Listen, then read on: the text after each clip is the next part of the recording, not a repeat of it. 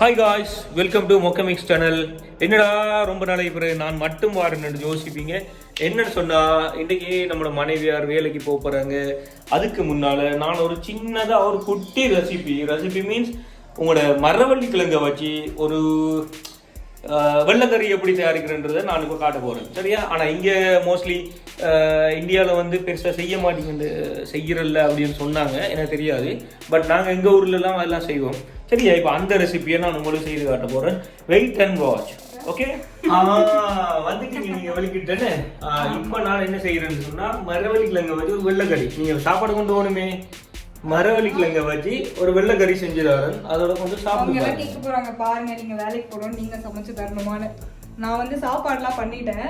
சட்னி நான் தான் அரைச்சு கொடுத்தேன். தோசை நான் தான் சுட்டேன்.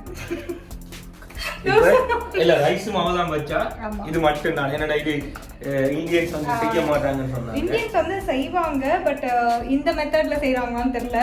அதுல இருந்து நான் என்ன சொன்னேன்னா, சரி இது வந்து நம்ம ஒரு ரெசிபி போடலாம், any time travel okay, but இது கொஞ்சம் டிஃப்ரெண்டா இருக்கும் இல்லையா? அதனால ரொம்ப நாள் ஆயிடுச்சு சந்திச்சு மக்களை.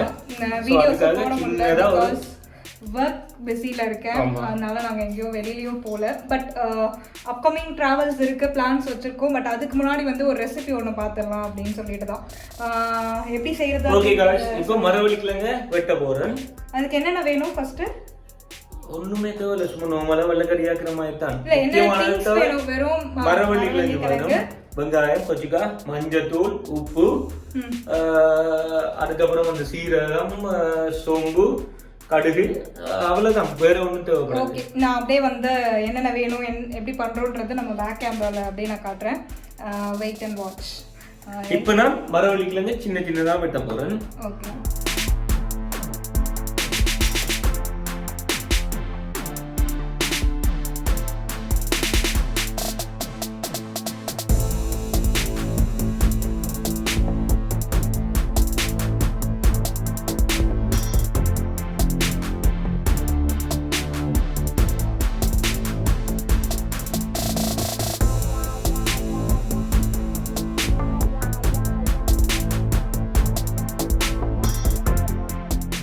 இந்த மாதிரி பீசஸ் கட் பண்ணிருக்கணும். இதுக்கப்புறம் இதை வாஷ் பண்ணுவோம். சரி, அதை வாஷ் பண்ணி கொடுத்துடலாம். ஸோ ஒரு வாட்டி கட் பண்ணிட்டு வாஷ் பண்ணுவோம், ஏன்னா நிறைய மண்ணுலாம் இருக்கும் இல்லையா? ஸோ அதனால வந்து கட் பண்ணிட்டு ஒரு அலசணும். பண்ணி எடுத்து வச்சுருக்கோம். ஸோ இந்த மாதிரி வாஷ் பண்ணி எடுத்ததுக்கப்புறமா வந்து நெக்ஸ்ட் வந்து ஆஸ் யூஷுவல் என்ன தக்காளி போடுவீங்களா இதுக்கு? தக்காளி போடுறதில்ல. இந்த கறிக்கு வந்து தக்காளி போடுறது கிடையாது. வெங்காயம் மட்டும், வெங்காயமும் பச்சை மிளகாவும் எடுத்துருக்காரு. தக்காளி போடாமலே செய்யுங்க, அதுதான் எங்களுக்கு வேணும். ஸோ அப்போ தக்காளி போடாமலே நம்ம செய்யலாம். இதுக்கு வந்து ஒரு வெங்காயம் வாஷ் பண்ணி எடுத்தாச்சு. அதுக்கப்புறம் ரெண்டு பச்சை மிளகா. ஸோ அது ரெண்டு கட் பண்ணலாம்.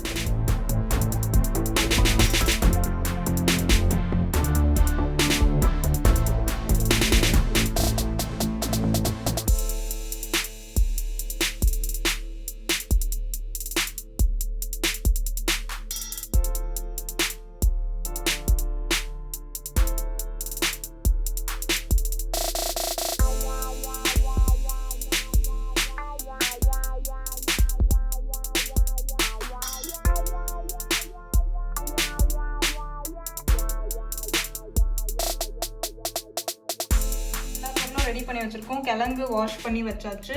இதில் மஞ்சள், அதுக்கப்புறம் வந்து வெங்காயம், பச்சை மிளகா. ஸோ இந்த நாலும் தான் வந்து மெயினாக இருக்குது. இதுக்கப்புறம் அடுத்து என்ன பண்ணுறோம்? மோஸ்ட்லி வந்து தேங்காய் யூஸ் பண்ணுவீங்க இல்லையா? இந்த இதுக்கு தேங்காய் வேணுமா?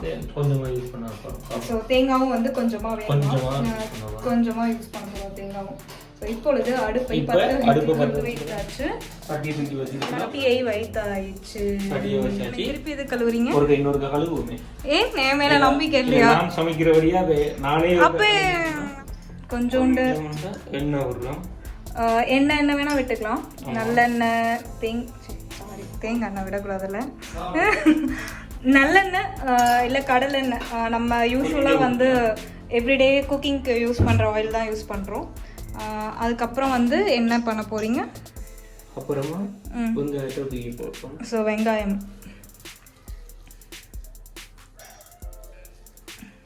தண்ணியை நல்லா இருத்துட்டு போடுறாங்க. வெங்காயம் போட்டு வதக்கணும். அதுக்கப்புறமா பச்சை மிளகாய் எங்கள் அப்பா பார்க்குறாரு. என்ன பார்க்குறீங்க? உங்கள் மாப்பிள்ளை சமைக்கிறதையா?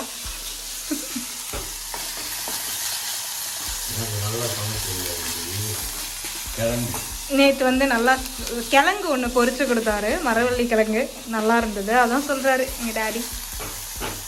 அப்போ என்ன செய்ய போகிறோம்னு சொன்னால் தாளிக்கிறதுக்குரிய, அதாவது நான் எங்கள் தாளிக்கிறேன்னு சொல்லுவோம். என்ன சொல்றீங்க? தாளிக்கிறேன்னு சொல்லுவோம். ஓகே, ஒரு இதை போட்டு கொண்டிருக்கிறோம். ஸோ தாளிக்கிறதுக்கு வந்து கடுகு, இது டிஃப்ரெண்ட்டாக இருக்குது. நாங்கள் வந்து எண்ணெயில் தான் கடுகு போடுவோம், மேலே தூரிங்க. ஓகே, சீரகம், ஓகே, கடுகு, சோம்பு, கொஞ்சம் சோம்பு. ஸோ என்னென்ன போட்டாங்கன்னா கடுகு, ஜீரகம், சோம்பு, இது மூணும் போட்டாச்சு. போட்டு இப்போ வந்து வதக்கணும்.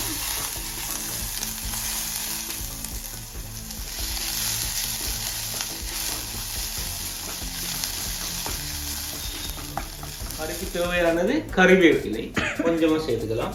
ஓகே, கருவேப்பிலை சேர்த்து வதக்கணும். அதுக்கப்புறமா மரவள்ளி கிழங்கு அதில் போட்டுருவோம். ஓகே,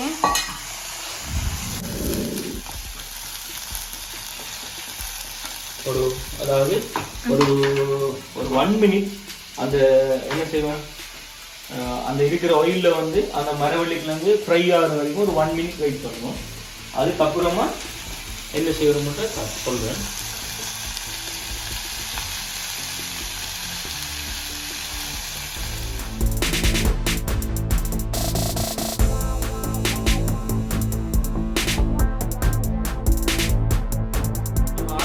உருளைக்கிழங்கை விட இது வந்து நல்ல கிழங்கை விட ஒரு அளவு கொஞ்சம் அவியுது. உண்மைக்கு வந்து உருளைக்கிழங்கை விட இது ஹார்டான சாமான். உடனே பொரிச்சு எடுக்கிறீங்க, உடனே வருது. இல்ல, அது வந்து நாங்க பொரிக்கிற ஆளை பொறுத்தது. இப்ப நாங்க பொரிச்சா வராது. சரி, நீங்க விடுங்க, பொரிச்சு கொண்டிருக்கீங்க ரொம்ப நேரமா, விடுங்க. சரியா? இப்ப என்ன செய்யணும்னா இதை மூடி போட்டு மூடி இருக்கு. ஏன்னா கொஞ்சம் வேகட்டும் அப்படின்னு சொல்லிட்டு கொஞ்ச நேரம், ஒரு 5 மினிட்ஸ். நெக்ஸ்ட் வந்து ஃப்ரை ஆயிடுச்சு, ஆயிலில் போட்டு ஃப்ரை ஆயிடுச்சு. நாங்கள் கொஞ்சம் தண்ணி விடுவோம், ஏன்னா அந்த கிழங்கு அவியணுமே, அதுக்காண்டி தண்ணி விடுறோம். ஓகே ஓகே, கொஞ்சமாக விட்டால் போதும், நிறைய விட வேணாம். ஸோ நீங்கள் வந்து அடுப்பு என்ன செய்ய போகிறோம் வச்சுக்கலாம். தேவையான அளவு உப்பு போடுவோம். உப்பு கொஞ்சம் கல்லுப்பு தான் மோஸ்ட்லி யூஸ் பண்ணுறோம் நாங்கள். ஸோ அதாவது கல்லுப்பு உப்பு கொஞ்சம் போடுவோம்.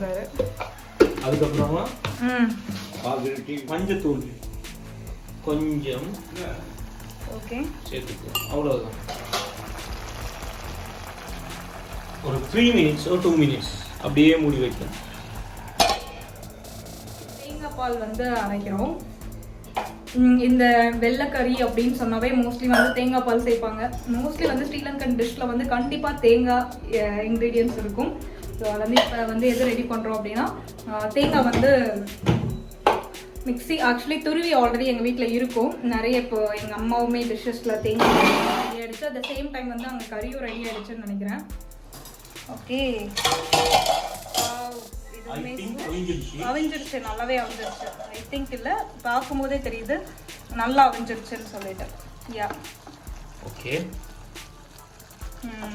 நல்லா அவிஞ்சிருச்சு சொல்லிட்டு சாப்பிட்டு பார்க்க போகிறோம். நான் தான் சாப்பிட முடியும். டெமோ பீசஸ் மீ அவிஞ்சிட்டா சுட சுடுது அவிஞ்சிட்டுங்களா? யா, நல்லா அவிஞ்சிருச்சு. நெக்ஸ்ட் ஸ்டெப் என்னன்னா, நம்ம அரைச்சி வச்சிருக்க தேங்காவை இதில் ஊற்ற போகிறோம். அதுதான் நம்மளோட நெக்ஸ்ட் ஸ்டெப்பு. தேங்காய் பால் அரைச்சிட்டு வடிக்கிறோம். கொஞ்சம் தலைப்பால் என்ன சொல்லுவாங்க இது இல்லையா, இது மட்டும் போதும். இது வந்து தேங்காய் பால், ஃபஸ்ட்டு பால் அப்படியே ஃபுல்லாக அரைச்சி எடுத்துட்டோம். அவ்வளோதான்.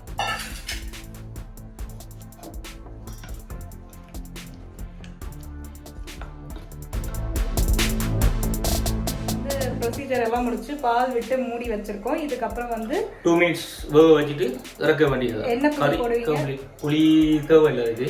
ஓகே, புளி வேணாம், இறக்க வேண்டியது. அவ்வளோதான். டிஷ் வந்து கம்ப்ளீட் ஆயிடுச்சு. முடிச்சதுக்கப்புறம் எப்படி இருக்கு அப்படின்றத பாருங்க. சரி, நல்லா கொதிக்குது. அவ்வளோதான்.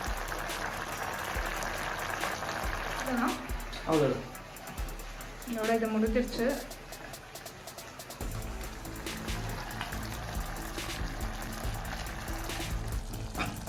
ஓகே, வந்து சாரி, இந்த வெள்ளைக்கறி வந்து முடிஞ்சிருச்சு கம்ப்ளீட்டா.